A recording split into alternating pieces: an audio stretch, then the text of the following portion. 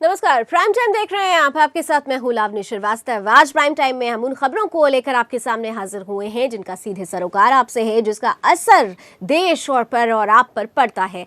और जब हम देश पर असर की बात करते हैं तो सबसे पहली खबर बन जाती है नोटबंदी।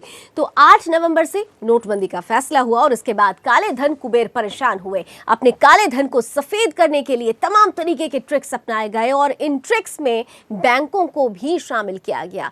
दरअसल बैंकों से काले धन को सफेद करने की कारगुजारी के रास्ते का पता जांच एजेंसियों ने अब लगा लिया है।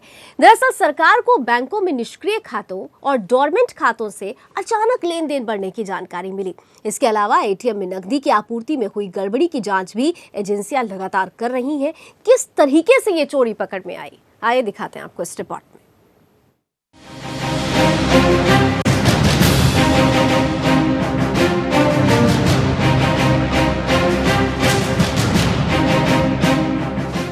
नोटबंदी के बाद से लगातार बैंकों से विभिन्न पहलुओं पर रिपोर्ट ली जा रही है। यह रिपोर्ट सीबीटी की तरफ से ली जा रही है। यही नहीं, वित्तीय खुफिया विभाग हर एक छानबीन और सूचना के बारे में सीबीटी को रिपोर्ट कर रहा है।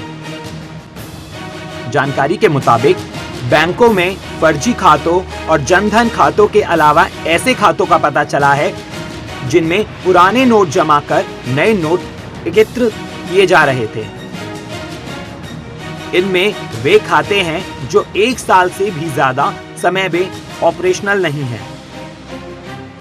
इसके अलावा बड़ी तादाद में डोरमेंट खाते भी हैं। ये ऐसे खाते होते हैं जिनमें करीब 24 माह तक कोई लेन देन नहीं हुआ होता।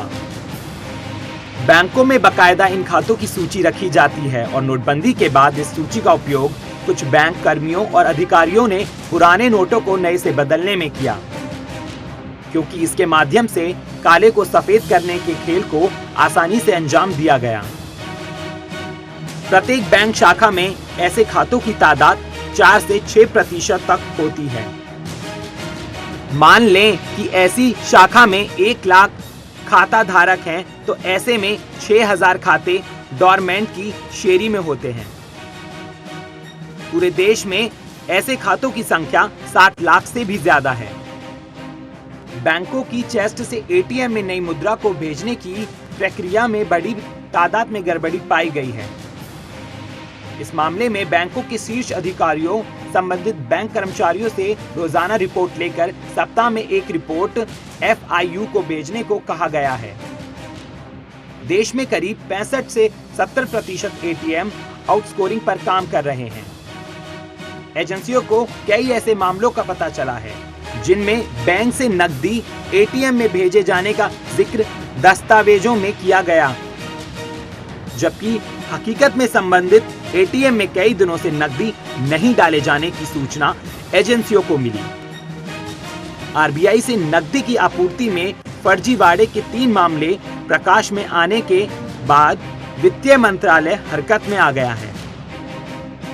आरबीआई से इस बारे में चर्चा कर हर एक यूनिट में निगरानी को बढ़ाने और एफआईयू के अधिकारियों को तैनाती को कहा गया है। आरबीआई ने 3 अधिकारियों के पकड़े जाने पर कोई बयान अब तक जारी नहीं किया है। बस इतना कहा गया है कि गिरफ्त में आए व्यक्ति कनिष्ठ कर्मचारी हैं, जिनके माध्यम से ज्यादा फेरबदल संभव नहीं। इनके अलावा हर एक बैंक और कैश डिपॉजिट मशीन को बंद करने को बोला गया है, क्योंकि लोग खाते में पुरानी नकदी जमा कर नई खातों से निकाल रहे थे। कई बैंक कर्मियों के शामिल होने की सूचना भी एजेंसियों को मिली है और छानबीन चल रही है। सुदर्शन न्यूज के लिए ब्यूरो रिपोर्ट के साथ प्रशांत शर्मा।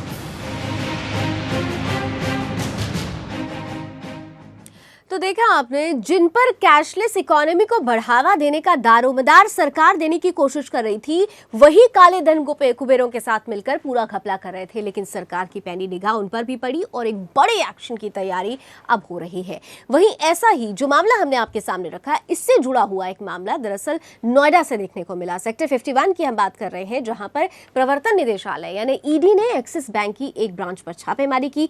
इस बैंक में 20 से ज्यादा फर्जी कंपनियों के खाते पाए गए, जिन जिनमें लगभग 60 करोड़ का काला धन जमा किया गया था। इसके बाद से इस ब्रांच के खातों की जांच पड़ताल जारी है। वहीं इस घोटाले के मामले में प्रवर्तन निदेशालय ने मनी लॉन्ड्रिंग एक्ट के तहत मुकदमा दर्ज कर लिया है। बैंक में 40 बोगस कंपनियों के खातों का खुलासा हुआ है। आगे की जांच में यहां काले धन को सफेद करने के बड़े रैकेट का पता चला, जिसके पीछे कई सफेदपोश लोगों के होने का भी शक जताया जा रहा है।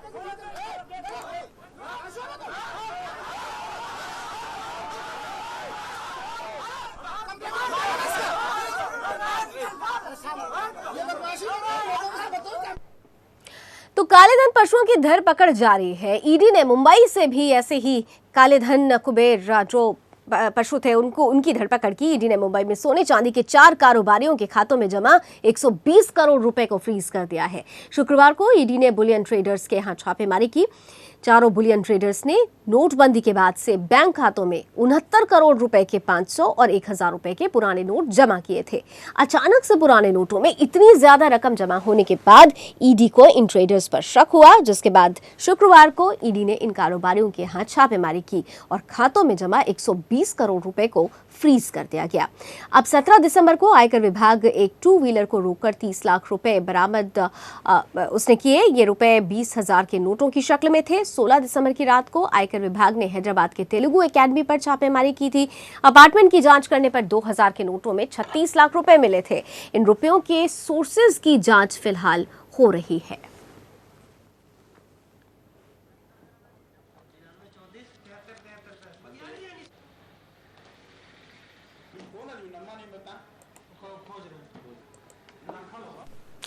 तो लगातार छापेमारी हो रही है। काले धन पशुओं की धरपकड़ जारी है। तमाम तरीके से ब्लैक मनी सामने आ रही है और सरकार चौकन्नी हो चुकी है। और इधर लगातार हो रही ईडी की छापेमारी और करोड़ों की मात्रा में मिल रही नकदी को लेकर लालू प्रसाद यादव क्या कुछ कह रहे हैं, ये सुन लेते हैं। जितने ही लोग पकड़ाए हैं अभी, जितना नया नोट जो निकला है, ये नोट कैसे आया, कौन जवाब देगा।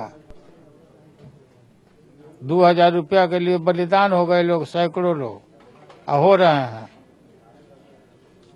और यहाँ अरबों अरबों रुपया तो सीधे तौर पर काले धन कुबेरों पर अब शिकंजा कसता जा रहा है। 30 दिसंबर का वक्त खाली बाकी है। चंद दिनों में कुछ और बड़े काले धन पशुओं के बारे में पता चलेगा, क्योंकि सरकार ने कमर कस ली है।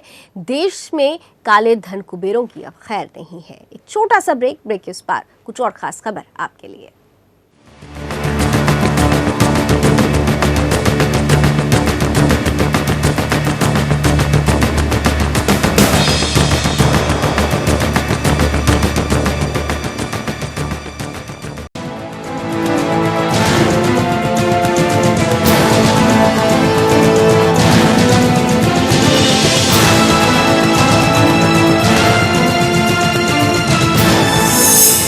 देख रहे हैं सुदर्शन न्यूज।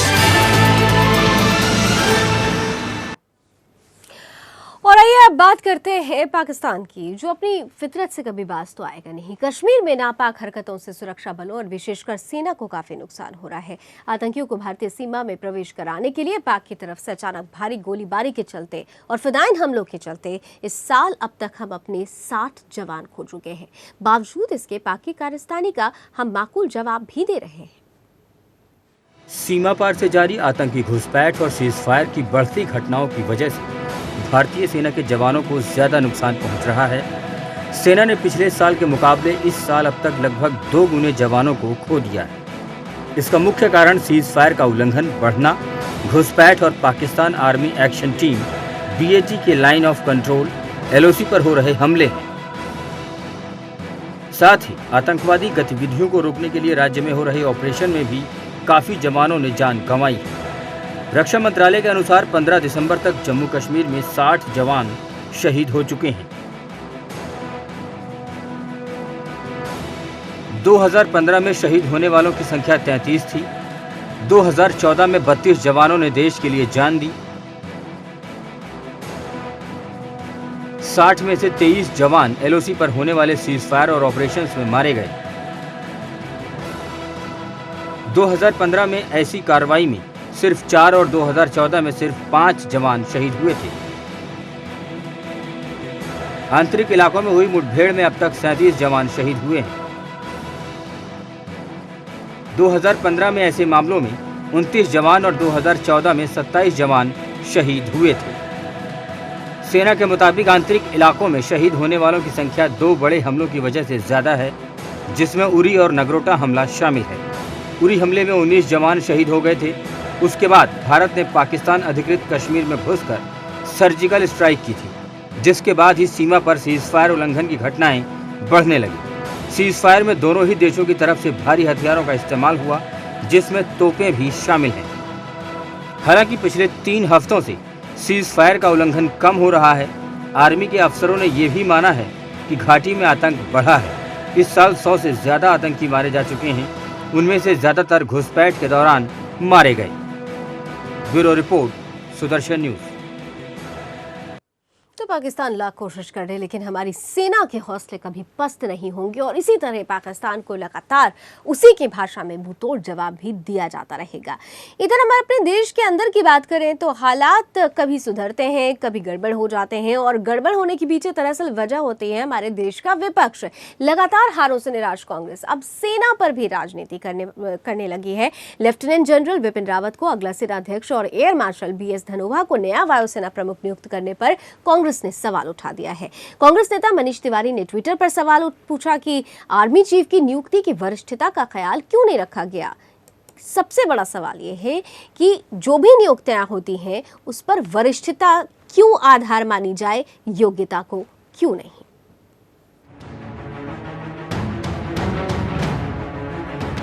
सेना को भी राजनीति में खदेड़ने का कोई मौका विपक्षी दल नहीं छोड़ रहे हैं। दुनिया की दूसरी सबसे बड़ी भारतीय सेना के प्रमुख की नियुक्ति पर कांग्रेस और वाम दलों ने सवाल उठाने शुरू कर दिए हैं। भारतीय सेना में योग्यता के आधार पर जिम्मेदारी का बंटवारा किया जाता है, लेकिन राजनीतिक पार्टियों को सेना में भी राजनीति दिखनी शुरू हो गई है। लेफ्टिनेंट जनरल बिपिन रावत की नई सेना प्रमुख के तौर पर नियुक्ति को लेकर विवाद शुरू हो गया है। कांग्रेस और वाम दलों ने सरकार द्वारा 2 अन्य वरिष्ठ अधिकारियों को छोड़कर रावत को चुने जाने को लेकर सवाल उठाए हैं। कांग्रेस के प्रवक्ता मनीष तिवारी ने कहा कि प्रधानमंत्री जी, आपने और आपकी कैबिनेट कमेटी ऑन सिक्योरिटी ने किन कारणों से जो 3 आला जर्नैल हैं, lieutenant general Praveen Bakshi, lieutenant general Mohammad Ali Haris और लेफ्टिनेंट जनरल BS नेगी, उनको क्यों सुपरसीड किया। हम किसी व्यक्ति के ऊपर कोई हस्तक्षेप नहीं कर रहे हैं। जनरल रावत जिनको बनाया गया उनमें सब खूबियां हो सकती हैं। हर संस्था की एक अपनी मर्यादा होती है, अपनी परंपरा होती है, और फौज की यह मर्यादा सिर्फ भारत में नहीं पर पूरे विश्व भर में यह है कि जो सीनियरिटी है उस सीनियरिटी के प्रिंसिपल का पालन किया जाता है। कांग्रेस ने मोदी सरकार पर हमला करते हुए पूछा है कि आखिर उनकी हर नियुक्ति विवादों से भरी क्यों होती है। मनीष तिवारी ने कहा कि हर संस्थान के काम करने का अपना तरीका होता है। अधिकारियों की वरिष्ठता और वरिष्ठता के आधार पर काम करने का बंटवारा होता है। दुनिया में हर जगह ऐसे ही काम होता है। मतलब साफ बिपिन रावत की नियुक्ति गलत है। नए सेना प्रमुख की नियुक्ति पर सवाल उठाते हुए CPI नेता D राजा ने कहा कि ये दुर्भाग्यपूर्ण है कि सेना, CVC एवं अन्य उच्च पदों पर हुई नियुक्तियों को लेकर विवाद हो रहा है। बीजेपी ने इस पर पलटवार करते हुए कहा कि राजनीतिक दलों द्वारा नए सेना प्रमुख की नियुक्ति पर सवाल करना देशभक्ति नहीं है। देखो, डिफेंस सेक्टर ऐसा है, या आर्मी चीफ चाहे नौदल हो, नेवी हो, एयर चीफ हो या आर्मी चीफ हो, उस बारे में पॉलिटिक्स और कंट्रोवर्सी करना ठीक नहीं है। चर्चा नहीं होनी चाहिए उसके ऊपर। सरकार को लगा कि ये सेनापति ठीक है तो ठीक है। इस प्रकार की घटनाएं कांग्रेस कार्यकाल में भी हुई है। जो क्वेश्चन अब खड़ा किया है नए आर्मी चीफ के बारे में, अगर इतिहास देखे 50-60 साल का, तो पहले भी ऐसा हुआ है ना। तो मैं ज्यादा बात नहीं करना चाहता हूं। जो नए आर्मी चीफ है वो अपनी कमान संभाल लेंगे। लेफ्टिनेंट जनरल रावत की नियुक्ति सबसे वरिष्ठ सैन्य commander lieutenant general Praveen Bakshi, जो पूर्वी कमान के प्रमुख हैं, और दक्षिणी कमान के प्रमुख PM हरीज को अनदेखा कर की गई है। हालांकि 80 के दशक में भी इंदिरा गांधी के शासन के दौरान भी वरिष्ठता को दरकिनार कर आर्मी चीफ की नियुक्ति हुई थी। साल 1983 में जनरल A.S. विद्या को आर्मी चीफ चुने जाने पर उनके सीनियर लेफ्टिनेंट S.K. सिन्हा ने विरोध जताया था। इस पर कांग्रेस प्रवक्ता मनीष तिवारी का कहना है कि हर घटना और परिस्थिति का आधार अलग होता है। देश की राजनीति को पछाड़ने की ठान चुके सभी राजनीतिज्ञों को शर्म आनी चाहिए, जो सही फैसले को गलत तरीके से प्रस्तुत करने पर उतारू हैं। फैसले देश हित में होने चाहिए, इसमें बड़े या छोटे का सवाल उठाना सरासर गलत है। सुदर्शन न्यूज के लिए ब्यूरो रिपोर्ट के साथ पुनीत सैनी। तो ये कहीं से भी जायज़ नहीं है कि नियुक्तियों के नाम पर, खासतौर से सेना में नियुक्ति के नाम पर राजनीति की जाए, क्योंकि हमारी सेना का सीधा संबंध हमारे और आपकी सुरक्षा से है, देश की सुरक्षा से है। और जब बात देश की सुरक्षा की हो तो वहाँ पर किसी भी तरीके की राजनीति नहीं होनी चाहिए, राष्ट्र सर्वोपरि होना चाहिए। बहरहाल इसी उम्मीद के साथ कि हमारे देश की राजनीतिक पार्टियाँ जल्द ही इस बात को समझे। प्राइम टाइम में भी बस इतना ही। देश दुनिया की तमाम खबरों के लिए आप देखते रहिए सुदर्शन न्यूज़। जय हिंद।